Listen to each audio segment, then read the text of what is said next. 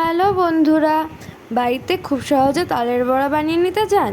চলুন রেসিপিটা দেখে নিন।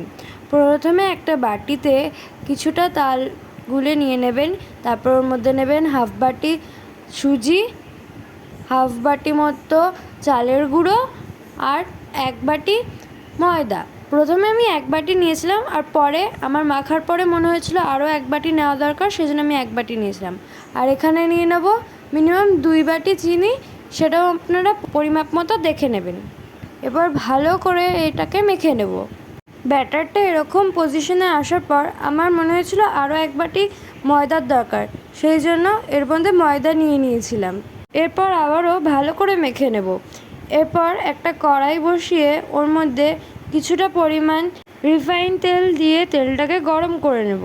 এরপর বুড়ো আঙুলের সাহায্যে প্রেস করে করে ব্যাটারটাকে তেলের মধ্যে ছেড়ে দেব।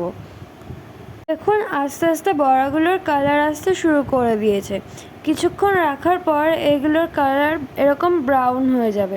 ভালো করে নেড়ে চেড়ে যখন এটা ভাজা হয়ে যাবে তখন এগুলোকে আস্তে আস্তে তুলে নেব। ফাইনালি আমাদের তালের বড়া রেডি। রেসিপিটা ভালো লাগলে লাইক, শেয়ার, সাবস্ক্রাইব করবেন। টাটা।